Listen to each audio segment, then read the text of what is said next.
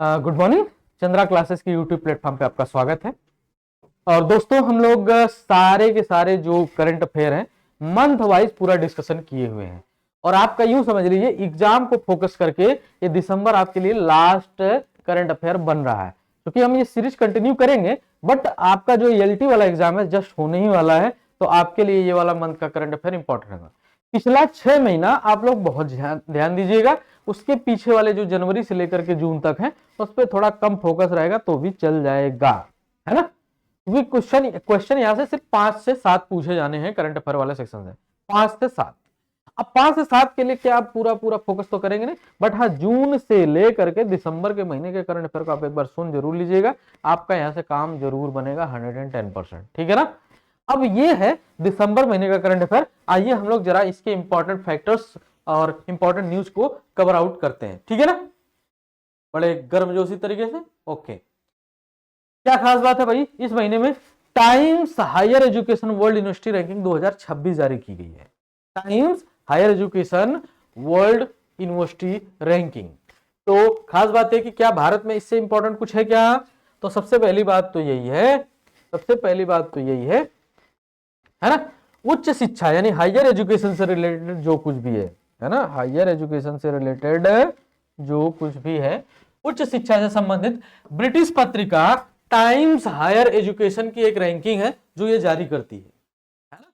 Times Higher education जारी करती है। इसमें कुल 115 देश जो है शामिल हुए हैं और इसमें करीब 2191 संस्थानों की गणना की गई है।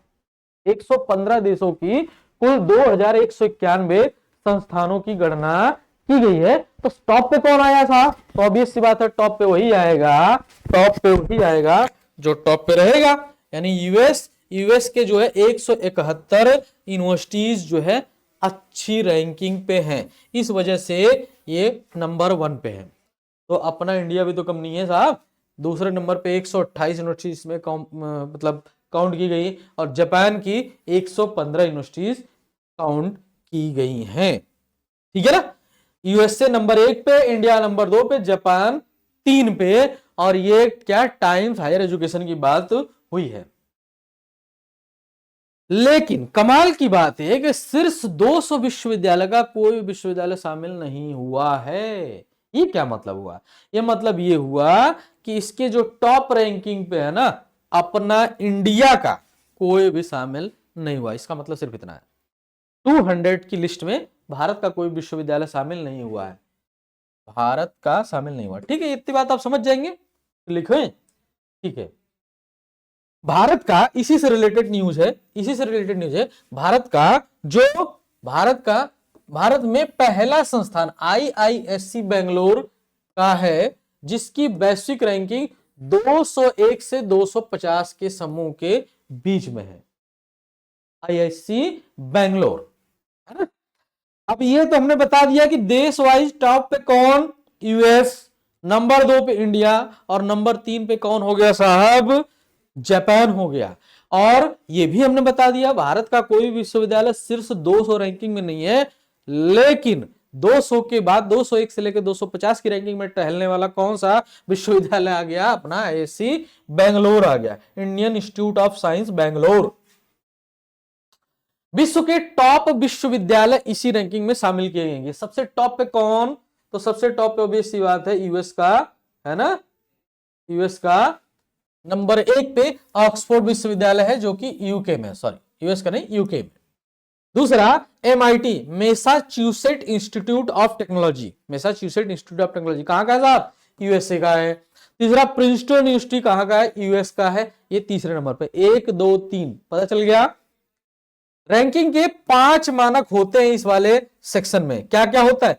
एक तो शिक्षण व्यवस्था, वहां पे एजुकेशन मतलब जो टीचिंग एप्टीट्यूड है वो कैसा है, मतलब टीचिंग माहौल कैसा है। वहां पे रिसर्च एप्टीट्यूड कैसा है, मतलब रिसर्च वातावरण, रिसर्च एनवायरनमेंट कैसा है। जो हमारे पास रिसर्च आ रही है उनकी क्वालिटी क्या है, यानी वो देश समाज के लिए कितने अच्छे हैं, नहीं है। अंतरराष्ट्रीय दृष्टिकोण क्या है, इससे क्या फर्क पड़ेगा उद्योगों पर, क्या पड़ेगा भारतीय वैश्विक अवस्थाओं पे। ये 5 तरीके होते हैं जिसके बिहाफ पे किसी यूनिवर्सिटीज की रैंकिंग की जाती है। शीर्ष 200 में भारत का कोई नहीं। अभी अच्छी बात तो नहीं है, बट क्या किया जाए, न्यूज तो न्यूज हो गए है।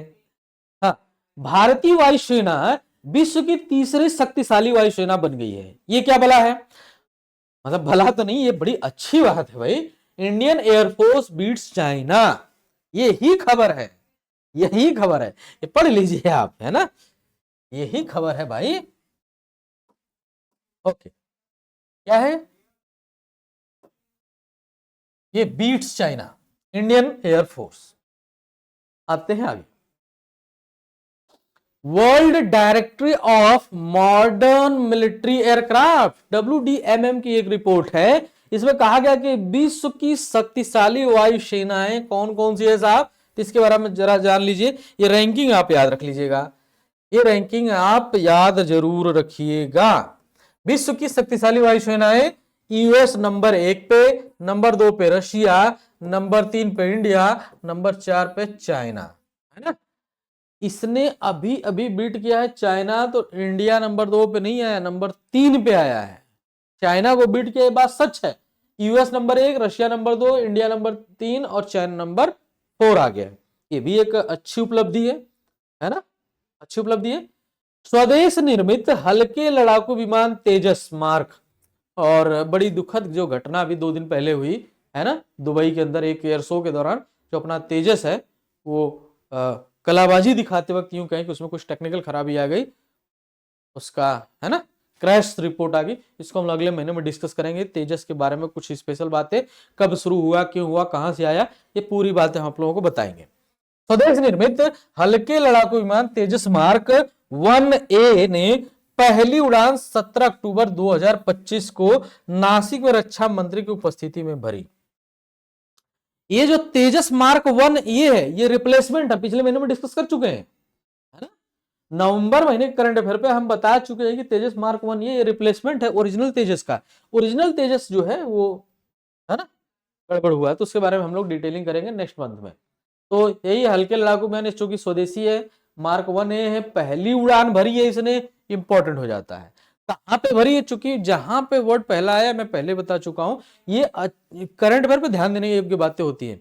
भारत नंबर 1 पे, विमेंस टॉप पे, पहला न्यूज कहां खबर, ये एकदम जरूरी बात हो जाती है। तो स्वदेश निर्मित हल्के लड़ाकू विमान तेजस मार्क 1A ने पहली उड़ान जो भरी है साहब, नासिक में भरी है, ये बात आप याद रखिएगा, इतनी इंपॉर्टेंट खबर थी। ठीक है, ठीक है, ओके। अच्छा, और क्या खास बात है, खास बात ये रक्षा मंत्र, रक्षा क्षेत्र से, डिफेंस एरिया से क्या है न्यूज, रक्षा क्षेत्र की सार्वजनिक company garden rich builders, garden rich ship builders, ये बात आप याद रखिए, बहुत शिप्स वगैरह ये बनाने का जिम्मा इनको बहुत अच्छा खासा मिल रहा है। क्या है साहब, garden rich ship builders and engineers द्वारा निर्मित दूसरी पनडुब्बी रोधी युद्धक बनाया है इन्होंने, दूसरी पनडुब्बी रोधी युद्धक बनाया है। तो क्वेश्चन यही पे निकल के आ जाता कि पहला कौन था, तो पहला था साहब INS अरनाला, पहला था INS अरनाला। क्या खास बात है ये उथले पानी का युद्धपोत INS आंद्रोत, INS आंद्रोत को नौसेना में औपचारिक रूप से शामिल किया गया। थोड़ा कंफ्यूजन हो गया होगा तो मैं क्लियर कर देता हूं फिर से।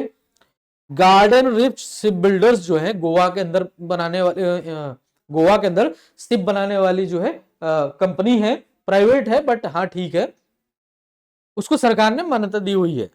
तो कहते हैं ये जो गार्डन रिच शिप बिल्डर्स है ना, इन्होंने एक पनडुब्बी बनाई, पहला पनडुब्बी बनाया इन्होंने INS अरनाला, तो दूसरा बनाया इन्होंने INS आंद्रोत।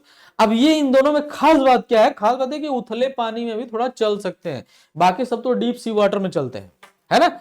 और इसको नौसेना में शामिल भी कर लिया गया है, तो नाम याद रखना जरूरी हो जाता है। क्या आपको इतनी बात कंफर्म रहेगी, तो आप जरूर यहाँ पे लाइक करके कमेंट करिएगा। आपको अच्छा बुरा जो कमेंट करना हो करिए, इसमें कोई दिक्कत नहीं है। बट हाँ, इससे क्या होता है कि आपको लगे कि आप इंगेज तो हैं कम से कम, आप चलो टीचर को गरियाई लेना भाई, है ना। नहीं नहीं यार, मजाक कर रहा हूं, आप सच में गाली दोगे क्या, ओके।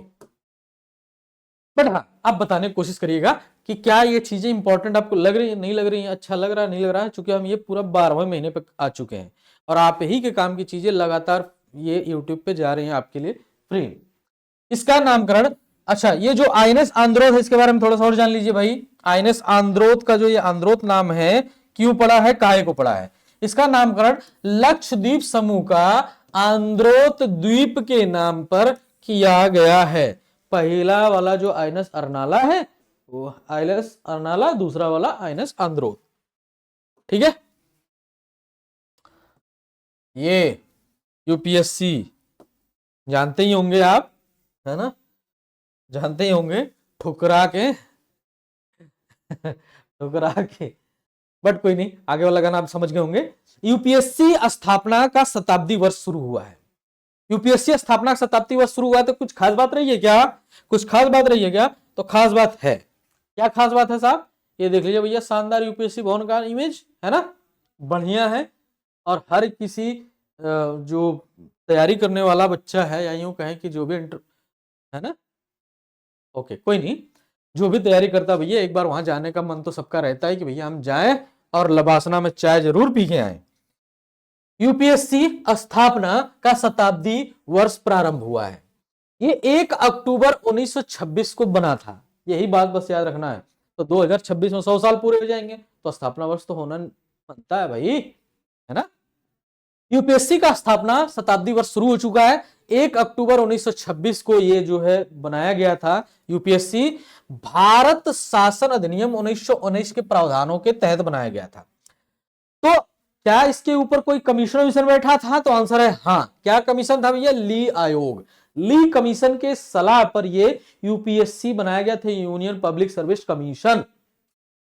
1 अक्टूबर 1926 को लोक सेवा आयोग का गठन किया गया, और चूंकि संघ लोक सेवा आयोग का गठन किया गया, और ली आयोग के संस्तुतियों के पश्चात 1 अक्टूबर 1926 को संघ लोक सेवा, वैसे तो तब लोक सेवा ही था, बट आज के समय में UPSC, union public service commission कहते हैं, तो संघ लोक सेवा आयोग का गठन किया गया।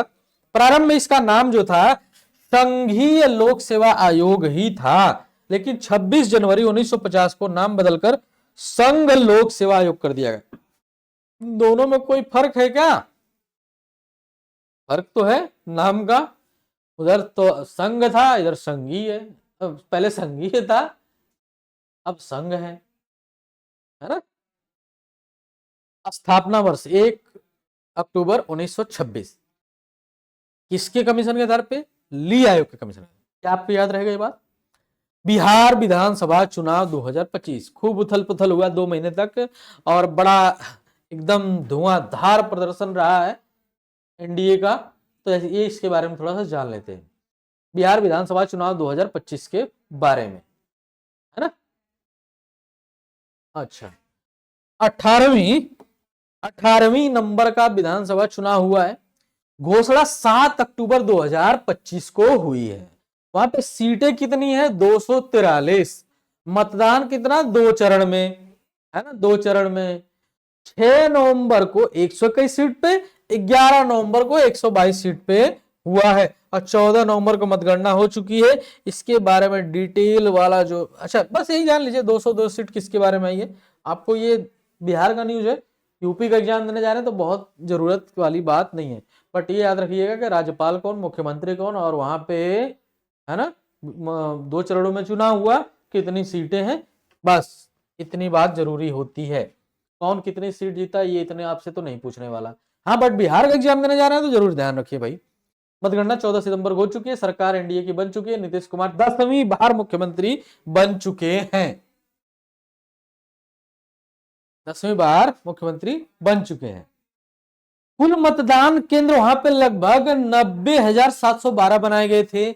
एक मतदान केंद्र पे औसतन 818 मतदाता थे। लेकिन लेकिन लेकिन लेकिन अच्छा, ये डिटेल आ तो गई है भाई, डिटेल के बारे में जरा देख लेते हैं। रिजल्ट 14 नवंबर को आ गया साहब। 14 नवंबर 2025 को चिल्ड्रन डे वाले दिन 28 महिला विधायक वहां पे बनी है करंट में। 243 में से 28 महिला विधायक चुनी गई हैं। एनडीए की जो सीट है 202 सीटें आ चुकी हैं। बीजेपी जिसमें डायरेक्टली 89 सीट जीती है, जेडीयू 85 सीट जीती है, और आरजेडी 25 सीट जीती है। बाकी एआईएम, है ना, IM, Ittehadul Indian Muslimeen party है भाई, थोड़ा सा डिटेल में AIMM का नहीं करूंगा। अरे असदुद्दीन ओवैसी वाली पार्टी, इसने भी 5 सीट जीती है ना, 4 सीट जो है वो हम शायद जीती है। ठीक है, आते आगे। ब्रिटेन के प्रधानमंत्री की भारत यात्रा, है ना, बड़ा अच्छा इमेज है भाई। ब्रिटेन के प्रधानमंत्री की भारत यात्रा हुई है। इनका नाम जरा ध्यान ले लेते हैं, और ये क्या है, मतलब प्रधानमंत्री तो है, ऑब्वियस सी बात है, नाम क्या है और कब आए, क्या समझौते हुए, इतनी बात जरूरी होती है। तो कीर स्टारमर इसका नाम है, कीर स्टारमर, कीर स्टारमर, है ना, कीर स्टारमर पहली भारत यात्रा की है प्रधानमंत्री बनने के बाद। 8 से 9 अक्टूबर 2025 को आए थे। इस दौरान दोनों देशों के मध्य कुछ व्यापक आर्थिक व्यापार समझौते हुए हैं, जिसका नाम है CETA, है ना, शेटा नाम से। इस पे हस्ताक्षर भी हो गया है। तो भारत ब्रिटेन के विजन 2035 को स्वीकार कर लिया गया है। भारत और ब्रिटेन का जो विजन है आने वाले दिनों में, दोनों देशों के बीच क्या खास बात होगा साहब, इनके द्विपक्षीय समझौते हुए। क्या समझौते हुए? द्विपक्षीय व्यापार समझौते में 56 अरब डॉलर का है इनका द्विपक्षीय व्यापार, जो आपस में अभी भारत करंट में कर रहा है, जिसको बढ़ा करके 2030 तक दोगुना करने का लक्ष्य है। तो 56 है तो कितना हो जाएगा, 112। 56 है तो 112 अरब डॉलर करने का, है ना, टारगेट। और क्या खास बात है भाई, और क्या खास बात है, हाल ही में 13 से 16 अक्टूबर 2025 के मध्य मंगोलिया के राष्ट्रपति का भारत दौरा संपन्न हुआ है। फिर स्टामर आके चले गए। अब किसका नंबर है, मंगोलिया का। इनका नाम बड़ा सुन लीजिए भाई, और अच्छा नाम है, खुरेल सुख उखना। खुरेल सुख उखना, इनका नाम क्या है, खुरेल सुख उखना। एकदम स्पेशल नाम है, तो आपको याद रह ही जाएगा। मंगोलिया के राष्ट्रपति हैं, भारत का दौरा किया, खुरेल सुख उखना, और कुछ खास बात नहीं है।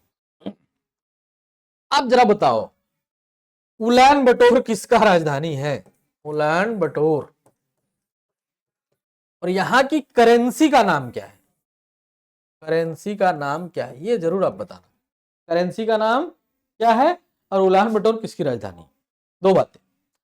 भारत 7वीं बार, यानी United nation human right commission UNHRC हेतु निर्वाचित, है ना, 7वीं बार UNHRC हेतु निर्वाचित किया गया है। और नया कार्यकाल जो है UNHRC में भारत का रहने वाला है, क्या रहने वाला है साहब, 1 जनवरी 2026 से 31 दिसंबर 2028 तक UNHRC का भारत क्या रहने वाला है, सदस्य रहने वाला है। इसका कार्यकाल होगा। अच्छा, UNHRC में कुल कितने सदस्य देश हैं, तो 47 सदस्य देश हैं। United nation human right commission, 47 देश। ठीक है, गजा के बारे में जान लेते भैया। गजा, गाजा, है ना, गाजा शांति शिखर सम्मेलन, गाजा शांति शिखर सम्मेलन। क्या है गाजा शांति शिखर सम्मेलन, जरा आप ध्यान दो, है ना, यही आप जानो तो यूनिस खान, है ना, राफा। मैप अगर आपने देख लिया होगा तो आपको समझ में आ गया होगा। और अब मैप आप जरूर देखें, किसका मैप देखें, यूक्रेन का मैप देखें, और साथ ही साथ किसका मैप देखें, इजराइल, और ये गाजा पट्टी वाला पूरा देखें। आसपास के जितने भी देश हैं, जितना समुद्र है, जितना उनकी कैपिटल है, जहां के प्रधानमंत्री कौन, राष्ट्रपति कौन, ये आपके ज्योग्राफी में पूछा ही जाने वाला है। आपको क्या लगता है आयोग बेवकूफ थोड़ी है, कोई भी चीज रैंडम नहीं उठाता वो, उसके पीछे लॉजिक होता है। लॉजिक ये है कि पिछले कुछ सालों में, या पिछले साल में, या पिछले 2-3 महीनों में जो भी करंट इवेंट हुआ है, जैसे कहीं पे जो है ज्वालामुखी फट गया, तो आप उसके रिलेटेड पूछ लेगा कि ये कैसा ज्वालामुखी है। कहीं पे वॉर हो रही है तो वहां से रिलेटेड देश का कैपिटल, राजधानी, नदियां पूछ लेगा। कहीं पे जहां पे विवाद हुआ है वहां से पूछ लेगा कि उसके आसपास के देश कौन, उसके आसपास के देश के कैपिटल कौन। यानी ज्योग्राफी एक तरीके का करंट इवेंट ही है, बट आपको कोरिलेट करने आना चाहिए। ये हम करंट अफेयर वाली सीरीज में नहीं बता सकते, बट हाँ जीएस वाली सीरीज में हम आपको जरूर बताएंगे कि वहां पे क्या क्या चल रहा है, क्या नहीं चल रहा है। ठीक है, आते हैं आगे। डोनाल्ड ट्रंप भाई साहब, डोनाल्ड ट्रंप क्या किए भैया, डोनाल्ड ट्रंप के आह्वान पे मिस्र के शर्म अल शेख में 13 अक्टूबर को संपन्न हुआ। क्या संपन्न हुआ, वही गाजा वाला जो शांति समझौता है वो संपन्न हुआ। अध्यक्षता यूएसए ने करी और सह अध्यक्षता मिस्र ने करी, इजिप्ट ने। और इस शिखर सम्मेलन में 30 देशों उपस्थित रहे और समझौते के अनुसार गाजा की जो प्रशासनिक जिम्मेदारी है फिलिस्तीनी तकनीकी विशेषज्ञों को अंतरिम समिति करेगी। जो फिलिस्तीन के कुछ तकनीकी विशेषज्ञ होंगे उनका एंटरिम जो समिति होगा वो करेगा। क्या करेगा? बाद में यह जिम्मेदारी फिलिस्तीनी प्राधिकरण को सौंप दी जाएगी। यानी वहां पे एक ग्रुप है ना, वहां पे एक ग्रुप है जो वार कर रहा है, उसको नहीं देने की बात हुई है। बोला भैया हम ये प्राधिकरण है इसको देंगे। क्या देंगे और क्या क्या करेगा? तो अमेरिका कह रहा है कि नहीं देखो, वहां पे अगर हम कह रहे हैं तो कुछ करेंगे। क्या करेंगे? गाजा के आर्थिक पुनर्निर्माण के लिए ट्रंप के नेतृत्व में अंतरराष्ट्रीय बोर्ड का गठन किया गया है। क्या आपको ये सब कहानी याद रखने की जरूरत है? क्या आपको ये कहानी याद रखने की जरूरत है? नहीं, बस वो याद रखिएगा। दुबई के शर्म शेख में आयोजित हुआ, किसके आयोजन पे? अमेरिका के आयोजन पे। और सदस्यता कौन किया? सदस्यता कौन किया? है ना, इजिप्ट, मिस्र किया। बात खत्म हो गई। आपको ये थोड़ी ना कहानी याद रहेगी वहां पे किसको दिया गया किसको नहीं ना। बस आप मैप देख लीजिए और क्या हुआ वहां पे नहीं हुआ ये जरूरी नहीं है। जब फाइनलाइज हो जाएगा तब जरूरी होता है। हाल ही में साने तकाइची किस देश की पहली महिला प्रधानमंत्री बनी है? तो एकदम इंपॉर्टेंट न्यूज है, जापान की। साने तकाइची पहली है, तो एकदम पूछा जाना है। आप देख लेना, ये चीजें मैं वापस जरूर डिस्कशन करूंगा। Sanae Takaichi. 17वां आसियान सम्मेलन हुआ है। 47वां आसियान सम्मेलन हुआ है। अब 47वां आसियान सम्मेलन हुआ है तो कहां पे हुआ भैया? तो मलेशिया में हुआ है। तो इसके बारे में थोड़ा डिटेलिंग कर लेते हैं। मलेशिया में हुआ है तो कुछ डिटेलिंग कर लेते हैं। सबसे पहली बात तो मलेशिया का जो कैपिटल है कहाँ है भैया? कुआलालंपुर है। कुआलालंपुर है, वहां पे संपन्न हुआ। तिमोर लेस्ते 11वें सदस्य देश के रूप में शामिल हुआ है। किसमें? आसियान में। आसियान ग्रुप में तिमोर लेस्ते 11वां सदस्य देश के रूप में शामिल हुआ है। किस नंबर का हुआ है? 47वां। कहां पे हुआ है? Malaysia, Kuala Lumpur. इतनी बात ध्यान में रहेगी। आते हैं आगे। जो मलेशिया के प्रधानमंत्री हैं दातो सेरी अनवर इब्राहिम, दातो सेरी अनवर इब्राहिम, इन्हीं की अध्यक्षता में वहां पे सब कुछ हुआ है। तो क्वेश्चन भी है कि मलेशिया के प्रधानमंत्री कौन? दातो सेरी अनवर इब्राहिम। थीम क्या है साहब? समावेशिता और स्थिरता। समावेशिता और स्थिरता। वर्ष 2026। आपको 2-3 बात याद रखनी है। 47वां है ना आसियान सम्मेलन कहां पे हुआ साहब? तो आंख मूंद के जवाब कहां पे आना चाहिए? मलेशिया, है ना। और दूसरा इसका थीम क्या है? तो थीम ये है समावेशिता और स्थिरता। एकदम अच्छा सा है। वहां मलेशिया में हुआ तो कहां पे हुआ? कुआलालंपुर में हुआ है। और इसमें 11वां सदस्य देश कौन शामिल हुआ? तो तिमोर लेस्ते शामिल हुआ है। इंपॉर्टेंट है, आपको जरूर कहीं ना कहीं एग्जाम में देखने को मिलेगा, इसलिए जरूरी बातें आपको थोड़ा डिटेल में बताया जाना जरूरी हो जाता है ना। ठीक है, ओके। हाँ, 2026 में, वर्ष 2026 में सम्मेलन का आयोजन फिलीपींस के पसाय सिटी शहर में किया जाएगा। 25वां तो हो गया, 2025 वाला तो हो गया, 2026 वाला कहां पे होगा? तो फिलीपींस में होगा, पसाय सिटी में, फिलीपींस में होगा। थीम वहां की पहले डिसाइडेड है, नेविगेटिंग और फ्यूचर। नेविगेटिंग और फ्यूचर 2026 वाला, नेविगेटिंग और आवर फ्यूचर, नेविगेटिंग और फ्यूचर, ठीक रहेगा। अब आसियान के बारे में थोड़ी सी बात और कर लेते हैं जो आपके काम का हो सकता है जीएस पॉइंट ऑफ व्यू से। आसियान के बारे में, क्योंकि ये 47वां शिखर सम्मेलन है ना, हुआ है। कंबोडिया युवा संगठन के आसियान पुरस्कार 2025 दिया जाएगा इसी में। कंबोडियाई युवा संगठन को आसियान पुरस्कार 2025 दिया गया, 2025 वाले में ही। कंबोडियाई है ना? नहीं नहीं नहीं नहीं, ऐसा नहीं है। देखो, स्थापना 8 अगस्त 1967 को बैंकॉक घोषणा पत्र के द्वारा हुआ था। किसका? आसियान का। ठीक है, ओके। स्थापना के समय सिर्फ 5 सदस्य देश थे इसके।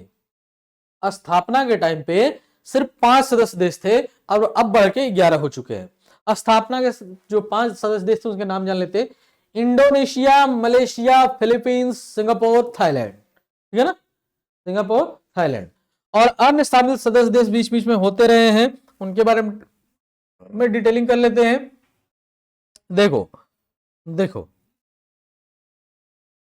1984 में ब्रुनेई शामिल हुआ, 1995 में वियतनाम शामिल हुआ, 1997 में लाओस शामिल हुआ और म्यांमार एक साथ, 1998 में कंबोडिया हुआ और 2025 में तिमोर लेस्ते हुआ। आपका क्वेश्चन में यही देखने को मिलेगा, तिमोर लेस्ते। हाल ही में पाकिस्तान ने किस देश के साथ, एक खबर और है ना, नल्ला से क्या है भैया, नल्ला पाकिस्तान। हाल ही में पाकिस्तान ने किस देश के साथ नाटो की तर्ज पर एक राजनीतिक पारस्परिक रक्षा समझौता किया है? NATO, North Atlantic Treaty Organization. क्या मतलब होता है नाटो का? नाटो ये कहता है देखो हमारे 32 देशों के ग्रुप पे किसी भी एक देश पे तुमने हमला किया तो उस पूरे नाटो देश मानते हैं कि हम पर हमला हुआ है। अब पूरे देश जब अपने पे हमला मानते हैं तो साहब बस बात खत्म हो जाती है, बोलते हैं ना हम सब मिलकर वार करेंगे। तो पाकिस्तान भी कुछ ऐसे ही थोड़ा बहुत चुहलबाजी कर रहा है। क्या कर रहा है? इसने एक समझौता किया है नाटो की तर्ज पर सऊदी अरब के साथ। सऊदी अरब के साथ इसने अलायंस बनाया है, बोला नहीं देखो हम लोग जो है इस्लामिक राष्ट्र हैं तो थोड़ा सा कुछ बढ़िया करते हैं और ऐसा सा कुछ तो खेल होता है, बट ऐसा है नहीं। सऊदी अरब से हम लोगों के अच्छे रिश्ते हैं और सऊदी अरब जानता है कि सही में नल्ला है। आसियान भारत 22वां शिखर सम्मेलन, आसियान भारत 22वां शिखर सम्मेलन अक्टूबर 2025 में कुआलालंपुर हो चुका है। इस चीज को तो हमने डिस्कशन कर लिया है ना, ये रिपीट हो गया साहब, रिपीट हो गया है ना, रिपीट तो नहीं हुआ, कुछ खास बात अपने मोदी जी से था इसलिए इसको रिपीट किया गया है। क्या है मोदी जी से रिलेटेड बात? आसियान में इस सम्मेलन को संबोधित करते हुए वर्ष 2026 को प्रधानमंत्री मोदी के द्वारा आसियान भारत समुद्री सहयोग का वर्ष घोषित किया गया। ये 2026 गलत नहीं लिखा गया यार, कुछ लोगों को लग गया होगा कि हाँ 2025 वाला आयोजन 2026 कहां से गया, नहीं 2025 में जो आयोजन हुआ है उसमें कुछ बातें निकल के सामने आई। तो जो अपने पीएम मोदी हैं उन्होंने आसियान भारत समुद्री सहयोग का जो वर्ष घोषित किया है 2026 को घोषित किया है। एकदम करेक्ट न्यूज है और अच्छी बात है ना। क्वेश्चन ये भी पूछ सकता है 2026 को पीएम मोदी द्वारा आसियान शिखर सम्मेलन में इस क्या घोषित किया गया है? क्या ये समुद्री सहयोग का वर्ष घोषित किया गया है? क्या ये अंतरराष्ट्रीय मोटे अनाज वर्षों का घोषित किया गया है? क्या पर्यावरण घोषित किया गया है? या इनमें से कोई नहीं? तो आसियान भारत समुद्री सहयोग वर्ष के रूप में घोषित किया गया है 2026 को, है ना। आते हैं आगे, आते हैं आगे, थोड़ा पानी देना, है ना। इस सम्मेलन का जो प्रतिनिधित्व है विदेश मंत्री एस जयशंकर ने किया है। जरा इसके बारे में जान लेते हैं साहब। इस सम्मेलन का जो प्रतिनिधित्व है विदेश मंत्री एस जयशंकर ने किया है। क्या इतनी बात पता रहेगी आपको, है ना? ठीक है, ठीक है, ठीक है, अच्छी बात है। आते हैं आगे। 25-26 की छमाही में आयात निर्यात वस्तु, कुछ इकोनॉमिक्स फैक्ट जानना जरूरी होता है ना। 25-26 की पहली छमाही में आयात निर्यात वस्तुगत व्यापार घोषित किया गया। क्या घोषित किया साहब? थोड़ा सा हम लोग उस पर भी नजर डाल लेते हैं कि क्या हमारा आयात निर्यात में कोई फर्क पड़ा है। तो कभी कभी इकोनॉमिक्स फैक्ट पूछ लेता है, बट ये नहीं पूछेगा, इस बात को मैं पहले से बता दे रहा हूं। ये नहीं पूछेगा आपसे, ये बात पहले बता चुका हूं। बस आपको इनके बारे में एक ओवरव्यू रखनी है ताकि आप जब वहां पे एनालिसिस करो या समझो या डबल आंसर आए मैच करने को तो आप वहां पे बता सको कि हमारा बढ़ा है, घटा है, क्या हुआ है। ठीक है, आते आगे। निर्यात हमारा देखिए 220 अरब डॉलर का हुआ है, 220.12 अरब डॉलर का हुआ है। तो और खास बात, और खास बात, अगर निर्यात 220 अरब डॉलर का हुआ तो आयात कितने का हुआ साहब? तो देखो जरा सा, 375 अरब डॉलर का हुआ है आयात। आपको पता चली गया होगा जब निर्यात कम हो आयात ज्यादा हो तो इसका मतलब है कि हमारे पास जो है आ गया भैया ट्रेड डेफिसिट हो रहा है, व्यापार घाटा हो रहा है। और व्यापार घाटा कितने का? 154.98 अरब डॉलर का हुआ है। पता रहेगा आपको। एज ए परसेंटेज वाइज देखिए 3% है और एज ए परसेंटेज वाइज 4% है और दोनों में देखिए घाटा हो रहा है। आते हैं आगे, ये क्या है, वस्तुगत व्यापार की बात हो रही है। अब हम किसकी बात करेंगे, सेवा व्यापार की बात करेंगे। सेवा व्यापार में क्या खास बात है, सेवा व्यापार में क्या खास बात है साहब, देखिए सेवा का व्यापार जो है निर्यात यहाँ पे 193 अरब डॉलर का हुआ है और आयात 97 अरब डॉलर का। पलट गई बात, सेवा व्यापार है ना। अब निर्यात अगर 193 अरब डॉलर का हुआ है और आयात जो है 97 अरब डॉलर का हुआ, तो हम इसमें व्यापार घाटा में नहीं है, इसमें हम लोग फायदे में हैं। बट उसके हिसाब से, सेवा व्यापार के हिसाब से कितना हुआ, 95 अरब डॉलर का। असल में तो भारत के लिए अच्छी बात है, बट वहां 95 अरब डॉलर का फायदा मान सकते हैं। चलिए हम फायदा लिख देते हैं, है ना, फायदा लिख देते हैं साहब, है ना, ठीक है। कुछ और पॉइंट, हाँ कुछ और पॉइंट,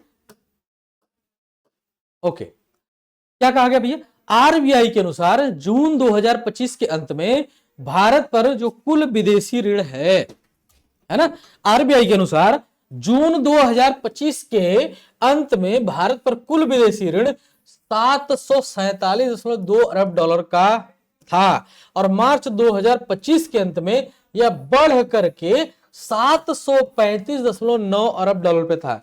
यह सबसे करंट इवेंट है, आपको यह बात याद रखनी है। भारत पर कुल विदेशी ऋण कितना है, तो आंसर कितना, 735.9 अरब डॉलर का। ये एकदम करंट है, इसको बात कहो आप एकदम रट्टाफिकेशन करिए, ये जरूरी चीज है, ठीक है।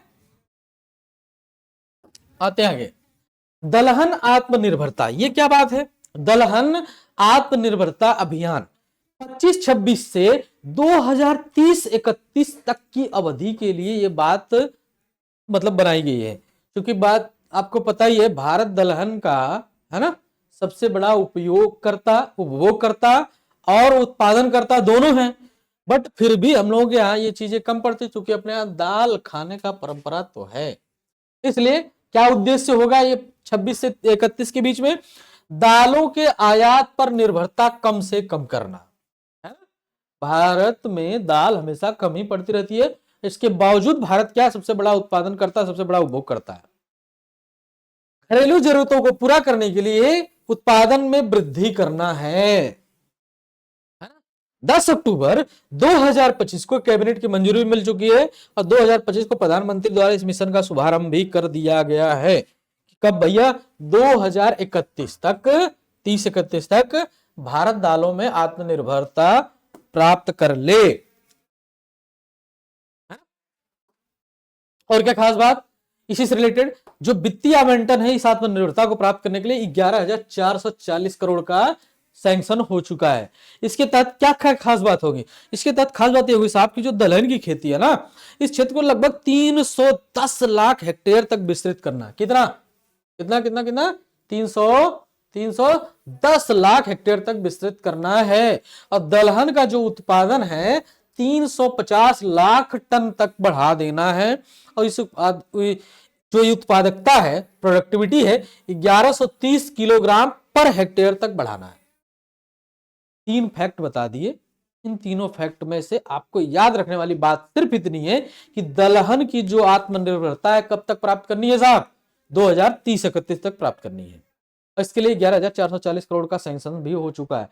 बहुत रेयर है कि आपसे पैसा पूछे, लेकिन यह जरूर है उत्पादकता प्राप्त करने का जो समय सीमा है वो जरूर पूछेगा आपसे, ठीक है।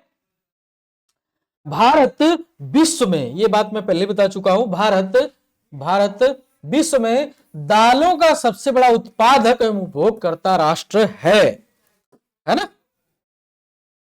आते आगे क्या खास बात है भैया, वर्ष 2026-27 के रबी फसलों के लिए एमएसपी की घोषणा की गई। एकदम रट्टाफिकेशन करिए यहां पे, बेहद जरूरी टॉपिक आपसे पूछा जाता ही है। गेहूं का जो एमएसपी निर्धारित किया गया, गेहूं का जो एमएसपी है 26-27 के लिए 2585 यानी 2,585 रुपए कर दिया गया है। इसमें वृद्धि जो है 160 रुपए की वृद्धि की गई है। 160 रुपए की वृद्धि किसमें की गई है? गेहूं में। तो कितना हो गया है? 2585। पिछला कितना कितना ये वो सबसे कोई लेना देना नहीं। अरे आप 160 इसी में से घटा दीजिए, पिछला पता चल जाएगा। समझ गए इस बात को? 2585 एकदम रट्टा फिक्सन कर लीजिए। चना में 5875 रुपए कर दिया गया है पर क्विंटल, जौ 2150 रुपए कर लिया गया है। गेहूं धान का ही मैक्सिमम पूछता है, आपको ये बात पता होनी चाहिए बस, है ना। 2585 याद रखिएगा गेहूं का। फोर्ब्स इंडिया रिपोर्ट जारी की गई है। फोर्ब्स इंडिया रिपोर्ट जारी की गई है। फोर्ब्स, है ना, विश्व के सर्वाधिक धनी लोगों की सूची जारी की जाती है। और अभी फोर्ब्स इंडिया जारी किया गया तो भारत के रूप में जारी किया गया है। तो सर्वाधिक धनी भारतीय कौन सा? आप मुकेश अंबानी नंबर 1 पे, गौतम अडानी नंबर 2 पे, सावित्री जिंदल नंबर 3 पे है। सावित्री जिंदल नंबर 3 पे है। ठीक है, आते हैं आगे। ये बेहद इंपॉर्टेंट है, ये मैं पहले बता दे रहा हूं, इंपॉर्टेंट है, इंपॉर्टेंट है, स्टार लगा लो। भारत और भूटान के बीच 2 नए रेलवे रूट्स जो है निर्धारित किए गए हैं, भारत और भूटान के रूप में। ये समझौता हो चुका है। तो कहां कहां से आते हैं देखते हैं। सोमत्से शहर भूटान से लेकर के बनेरहाट बंगाल तक, बनेरहाट बानरहाट जो आप कहो, बनेरहाट भी है ना, बनेरहाट, बनेरहाट, है ना, बनेरघट्टा बनेर। लगभग 20 किलोमीटर का ये रेंज है। कहां से? वेस्ट बंगाल से भूटान तक डायरेक्ट रेलवे। दूसरा, गलेफू भूटान से कोकराझार असम, कोकराझार है ये भाई, इनार नहीं, कोकराझार है, कोकराझार, ये झ है भाई, कोकराझार असम। और इसका रेंज कितना? 69 किलोमीटर। एकदम रटिए इसको, जरूरी है, पूछा ही जाएगा। पहला कहा? समत्से, रोमत्से, समत्से जो आप कर पाओ, रोमोत्से समत्से, वैसे तो समत्से है बट ठीक है, रोमोत्से समत्से, समत्से, समत्से। दूसरा नाम गलेफू है। समत्से से जो लाइन चली है कहां पे? बनेरघट्टा बंगाल, बनेरहाट बंगाल 20 किलोमीटर का, गलेफू भूटान कोकराझार असम तक 69 किलोमीटर था। ये दोनों भूटान के साथ समझौते हुए। यूएनटीसीसी ये क्या है भैया, जरा जान लेते हैं। हाँ, यूएनटीसीसी क्या है? ये United Nation Troop Contributing Countries. आपको पता है यूनाइटेड नेशन में भारत सर्वाधिक योगदान करता है आर्मियों का, है ना, ट्रूप्स का सबसे ज्यादा योगदान करता है। United Nation Troop Contributing Countries में यह यूएन के शांति अभियानों में सैन्य योगदान करने वाले देशों का समूह है। क्या बोला मैंने? जो यूएनटीसीसी है या United Nation Troop Contributing Countries में से, चूंकि ये शांति पीस कीपिंग फोर्स होती है ना, सुना होगा आपने नाम।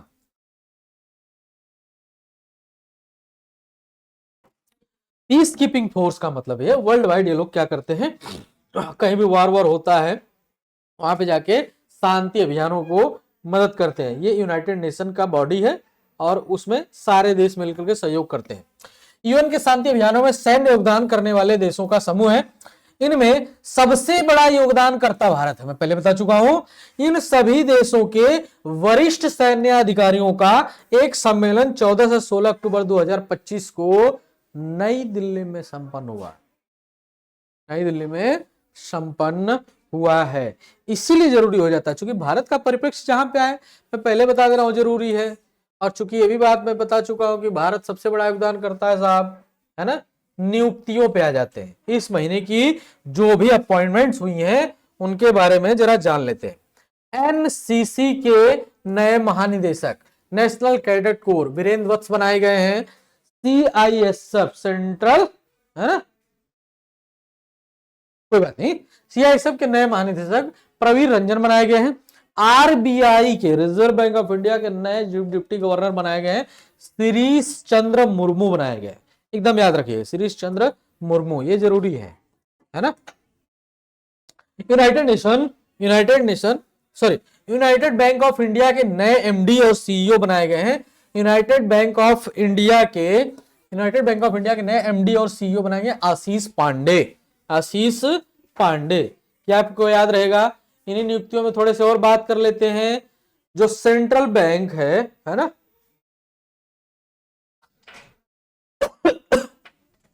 सेंट्रल बैंक ऑफ इंडिया के नए एमडी एंड सीईओ कल्याण कुमार बनाए गए। कल्याण कुमार बनाए गए।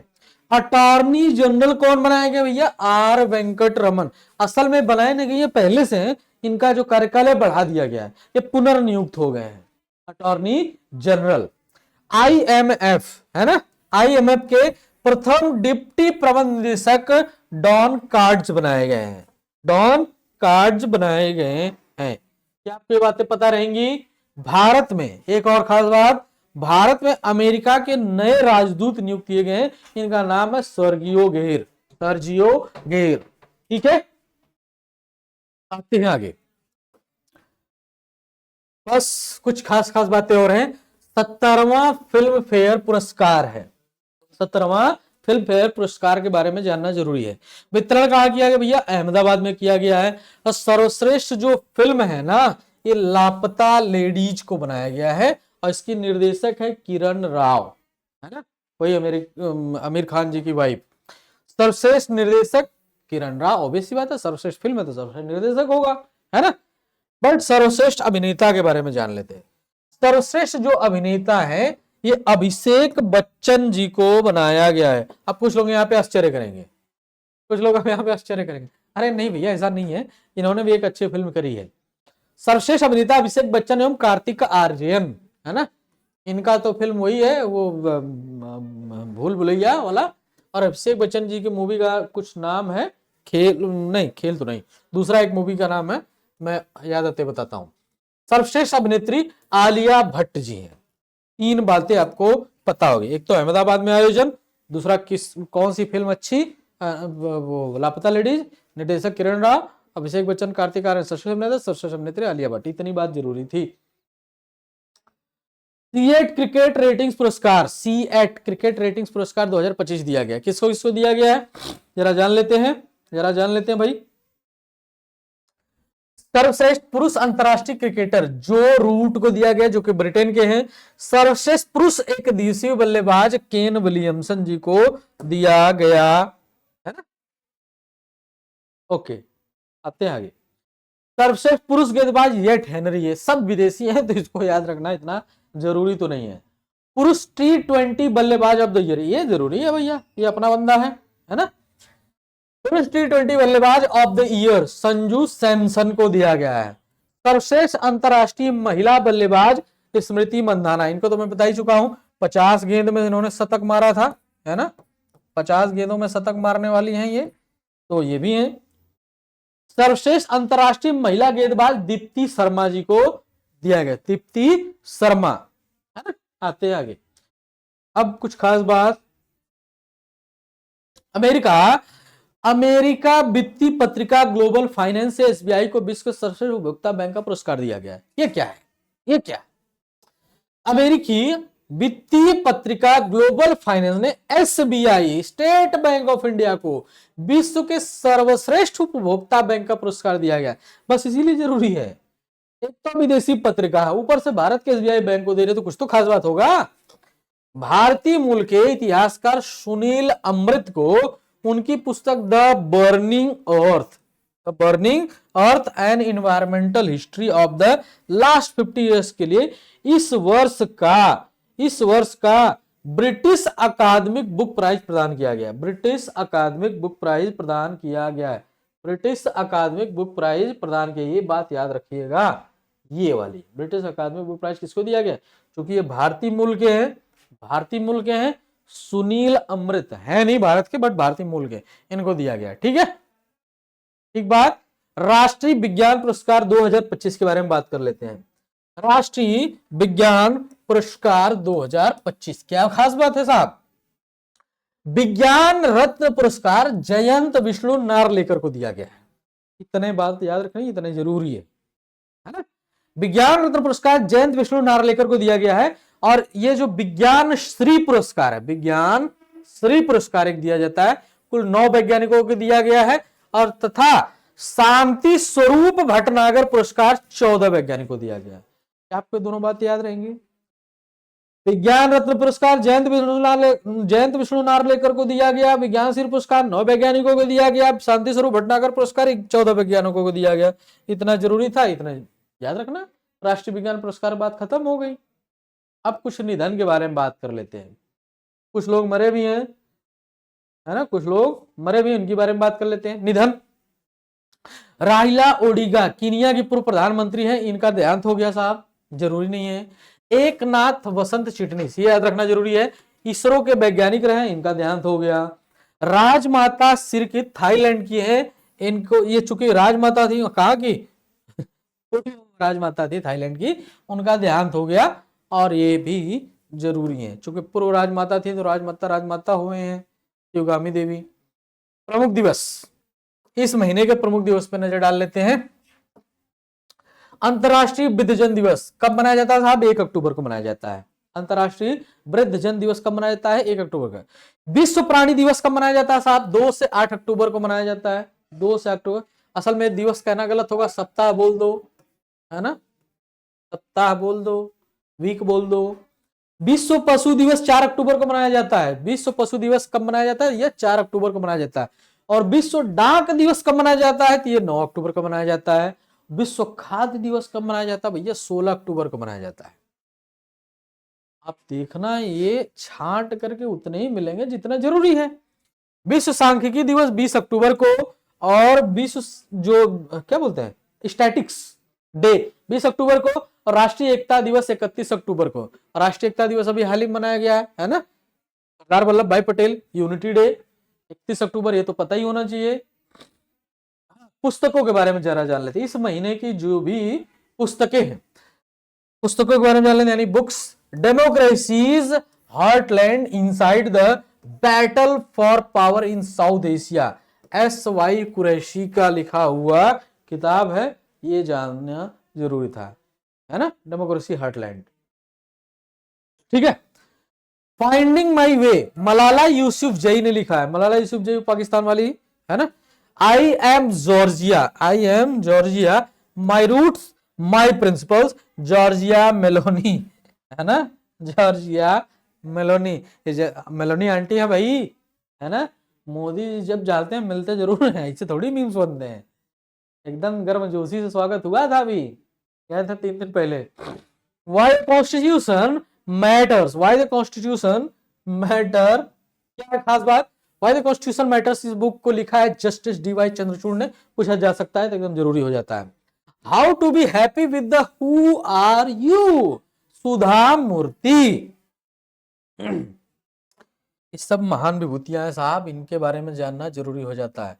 ये मैं पढ़ जरूर रहा हूं, लेकिन आप दोबारा सुनेंगे जरूर इस बात को। एकदम से thumbs up, like, share, subscribe, जो करना हो करिए, चाहे कुछ मत करिए, बट देखिए जरूर।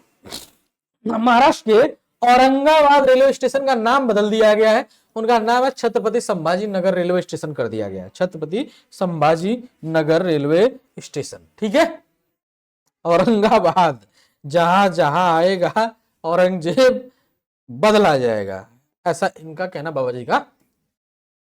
युद्धाभ्यास, इस महीने में कौन कौन से युद्धाभ्यास इंपॉर्टेंट रहे हैं? समुद्र शक्ति किसके किसके बीच हुआ? तो भारत और इंडोनेशिया के बीच हुआ। कहां पे आयोजित हुआ साहब? तो विशाखापट्टनम में। बस इतनी बात जरूरी है ना। भारत इंडोनेशिया के बीच में समुद्र शक्ति अब युद्धाभ्यास हुआ विशाखापट्टनम में। और क्या हुआ? जमैकस, जो भी याद कर पाओ, नॉट जैमेक्स, ये जैमेक्स है, आधा का है यार, जैमेक्स, जीमैक्स असल में वर्ड है, जैमेक्स, जीमैक्स, जो भी आप याद कर पाओ, जीमैक्स, है ना। भारत और जापान कहां पे हुआ भैया? योकोसुका में हुआ। योकोसुका बंदरगाह है, वहीं पे जीमैक्स नाम का अभियान हुआ है। ये जीमैक्स है यार, जी मैक्स, है ना, जी मैक्स, असल में ये वर्ड है जी मैक्स, ठीक है। भारत की मेजबानी में गुवाहाटी में संपन्न हुआ विश्व जूनियर बैडमिंटन चैंपियनशिप। तो विश्व जूनियर बैडमिंटन चैंपियनशिप हुआ है कहां पे? गुवाहाटी में हुआ है ना। तो खास बात कुछ रही होगी? बिल्कुल रही है भैया। अगर खास बात ना होती तो पढ़ाया क्यों जाता? क्योंकि भारत में आयोजन हुआ है, विश्व चैंपियनशिप है, जूनियर है, तो क्या हुआ, तन्वी शर्मा ने रजत पदक जीता है। ये 17 वर्ष के पश्चात किसी भारतीय बालिका को यह पुरस्कार मिला है, इसीलिए न्यूज है यहां पे। 17 साल बाद कोई भारतीय बालिका जीती है साहब, है ना। वैश्विक चैंपियनशिप हो रही है, उसमें कोई जीत नहीं रहा और किसी वो बच्ची को मिला है, तो एकदम से तन्वी शर्मा। ईरानी कप की बात में बात कर लेते हैं। ईरानी कप क्या है खास बात, आयोजक मतलब वो इस जगह हो गई नागपुर, विजेता कौन रहा, विदर्भ, है ना। भारतीय क्रिकेट कंट्रोल बोर्ड बीसीसीआई के बारे में कुछ खास बात, बीसीसीआई के जो नए अध्यक्ष है ना, वो कोई बन गया भैया, कौन बन गया, मिथुन मिन्हास बन गए, मिथुन मिन्हास बन गए, मिथुन मिन्हास बन गए। किसके अध्यक्ष, बीसीसीआई के, भारतीय क्रिकेट कंट्रोल बोर्ड। और क्या खास बात है इस वाली न्यूज में, थोड़ा ध्यान देने वाली बात है, महिला टीम की चयन समिति के नए प्रमुख कौन बने, अमित शर्मा बने हैं, अमित शर्मा बने। क्या आपको याद रखने की जरूरत है, क्या नहीं याद रखने की जरूरत नहीं है, पिछला वाला याद रखना टॉपिक जरूरी है। बीसीसीआई के नए अध्यक्ष कौन बने, मिथुन मिन्हास, ठीक है। हाल ही में आयोजित विश्व भारोत्तोलन चैंपियनशिप में भारत के लिए एकमात्र पदक, रजत पदक किसने जीता भैया, मीराबाई चानू ने, मीराबाई चानू ने, मीराबाई चानू ने, ठीक है। विश्व चैंपियनशिप में मीराबाई का यह तीसरा पदक है, ठीक है। आते हैं आगे, पैरा एथलेटिक्स चैंपियनशिप के बारे में भी बात कर लेते हैं। पैरा एथलेटिक्स चैंपियनशिप क्या खास बात है भैया, विश्व पैरा एथलेटिक्स चैंपियनशिप हुआ तो पढ़ना तो जरूरी हो ही जाता है। क्यों जरूरी हो जाता है, 27 सितंबर से 5 अक्टूबर 2025 को नई दिल्ली में आयोजन हुआ। इसका शुभंकर था विराज, शुभंकर कौन, विराज।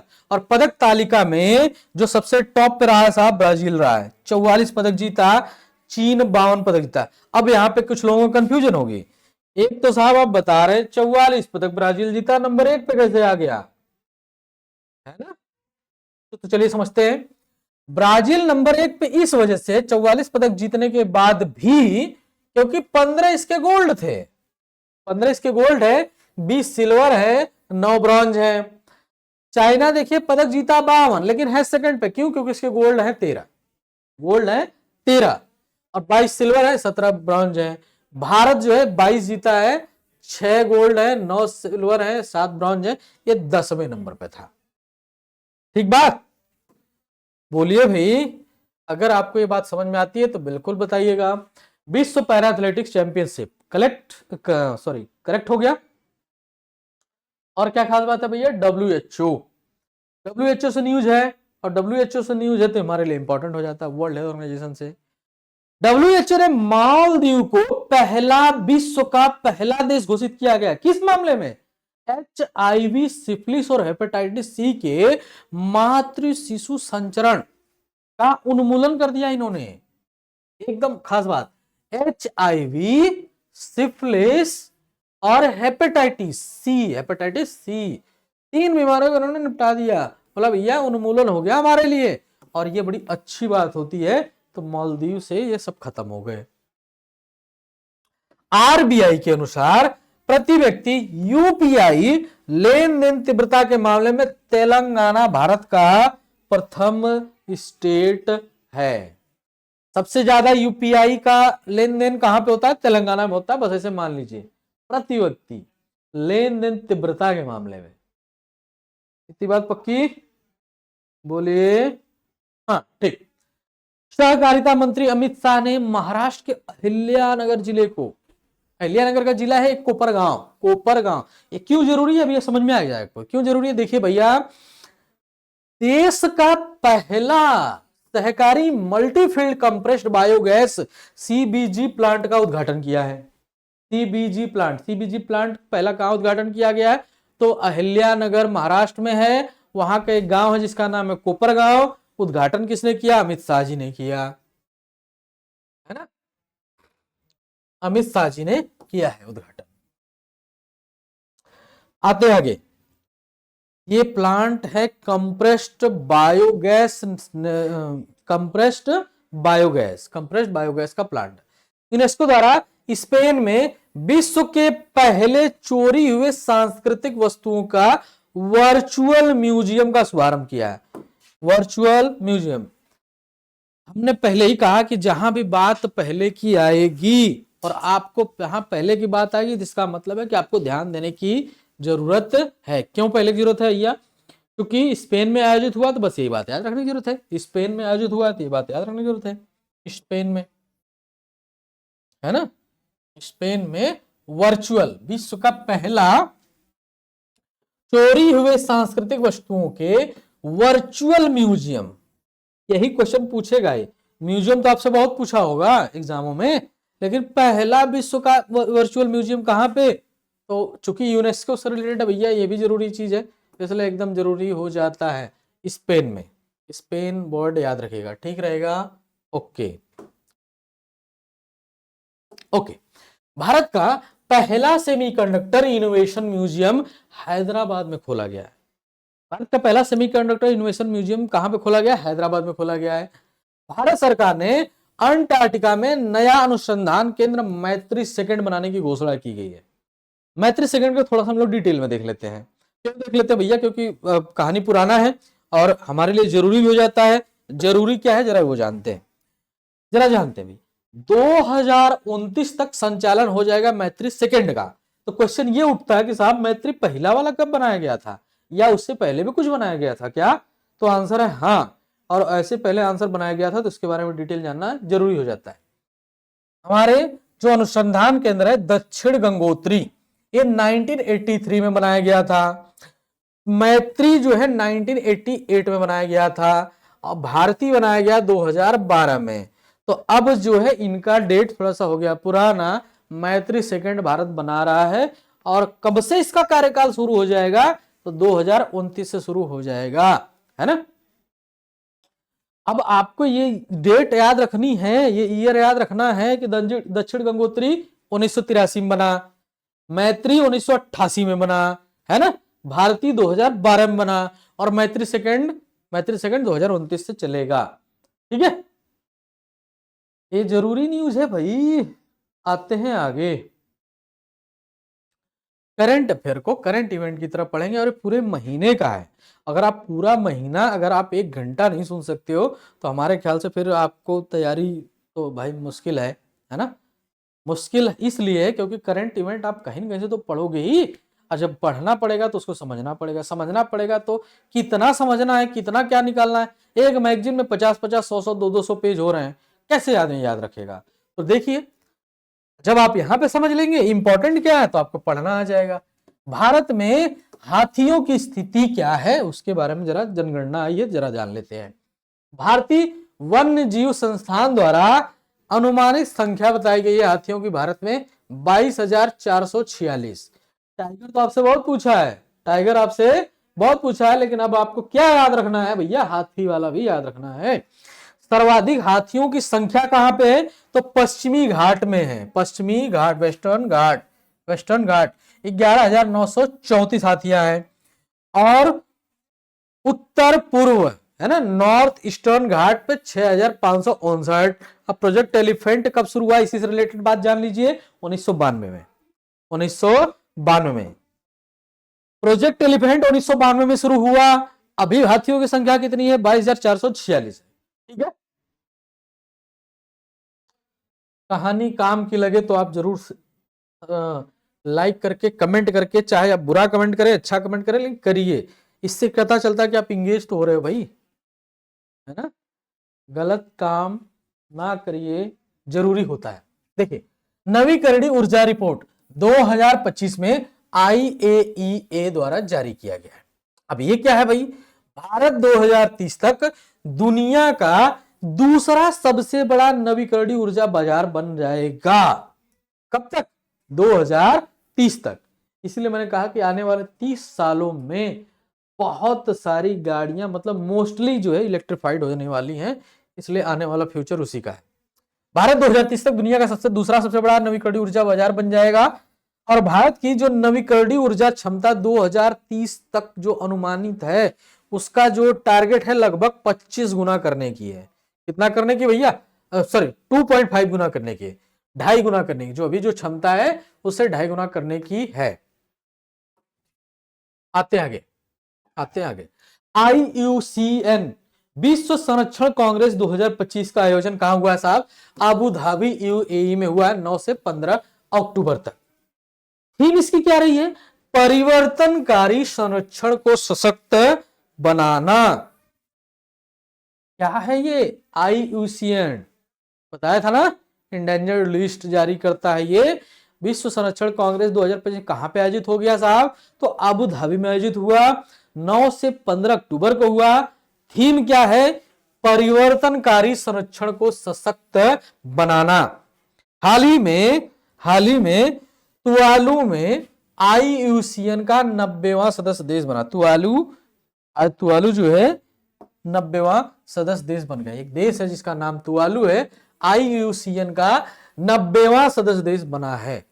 तो क्वेश्चन तो यही पूछ सकता है, IUCN में कितने देश हैं? तो 90 देश हैं। अपडेटेड सबसे मोस्ट रिसेंटली देश कौन जुड़ा? तुवालू।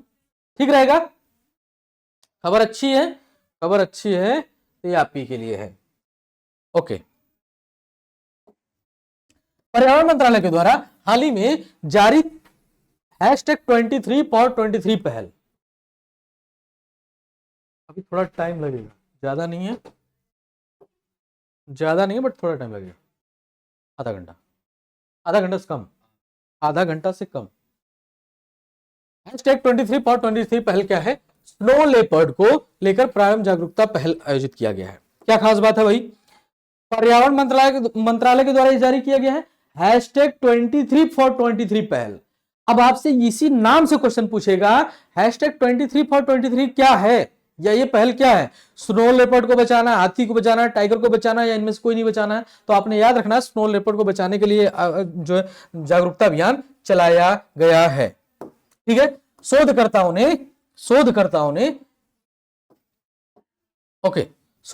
ने केरल के एराविकुलम नेशनल पार्क में गाजर परिवार का नया पौधा टेट्राटिनियम मेलेनियनम की खोज की है।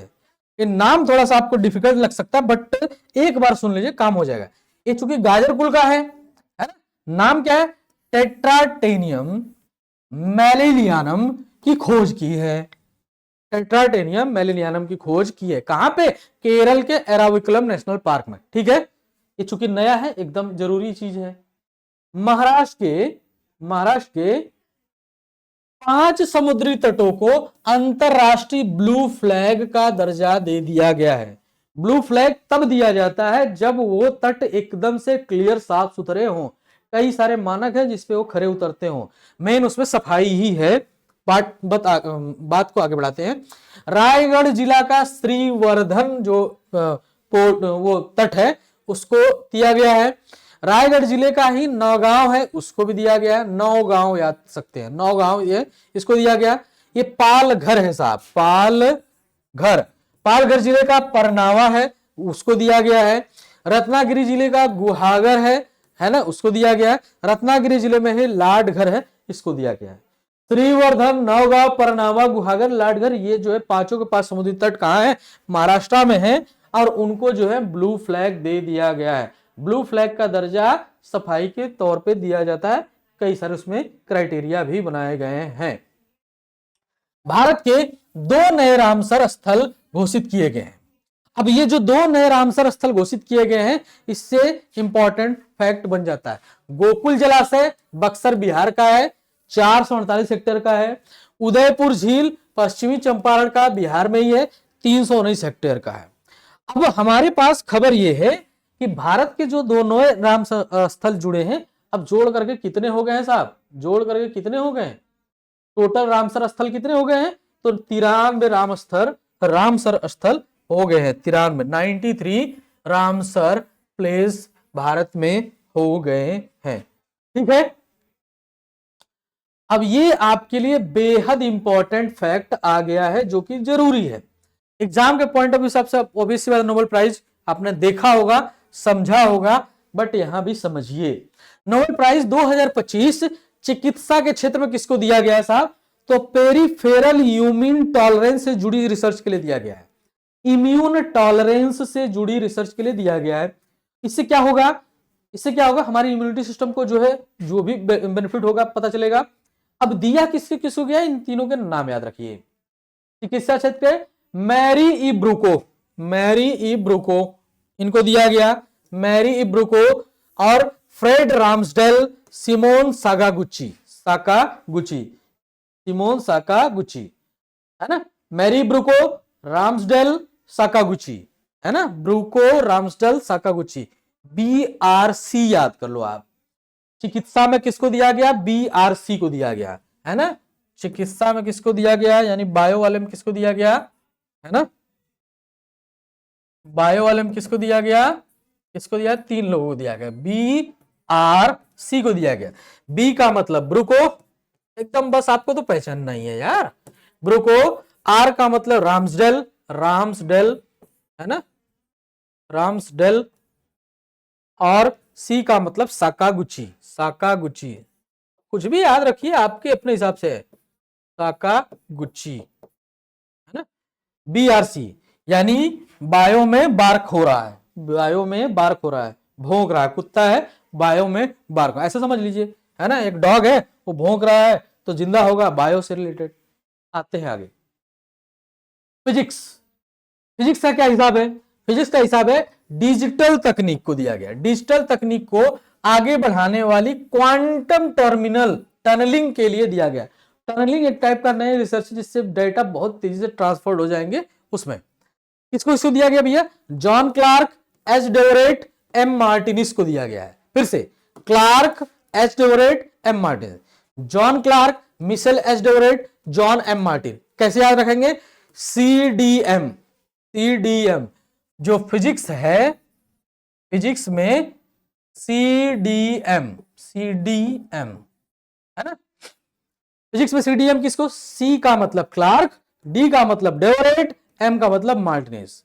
वहां पे बार्क कर रहा था कुत्ता, यहां पे क्या करेगा, CDM लगाएगा, CDM, CD समझ लीजिए, है ना, CD या CDM में पहले एक सिम आती थी CDM में, है ना, आप उससे याद रख लो। फिजिक्स CDM हो गया, बायो किसका हो गया, बार्क कर रहा है, ठीक है। केमिस्ट्री, केमिस्ट्री जो है क्या हो गया भैया, केमिस्ट्री, है ना, केमिस्ट्री रसायन, कार्बनिक ढांचे के विकास हेतु दिया गया रिचर्ड डॉप्सन, खत्म होने वाला है यार, 5 मिनट रुक जाओ। धातु कार्बनिक ढांचे के विकास हेतु Richard Robson, S Kitagawa, Omar M Yaghi. रसायन के लिए किसको दिया गया, रॉब्सन, कितागावा, M यादी, है ना। केमिस्ट्री जो है RKY, रॉब्सन, कितागावा यादी को दिया गया। और साहित्य को आपको याद रखना है, ये तो बहुत फेमस है, लाज्ले क्रिस्जाकोवा, है ना, लाज्लो क्रिस्जाकोवा, और कोई हंगरी की है उपन्यासकार है, इनको दिया गया है। और साथ ही साथ बस शांति वाला मारिया कोरोना, है ना, Maria corona Machado, Maria corona Machado, Maria corona Machado, Maria corona Machado को वेनेजुएला की हैं, ये विपक्ष की नेता हैं, इनको दिया गया। और साथ नवाचार आधारित आर्थिक विकास हेतु जोएल मॉयकर अध्ययन, है ना,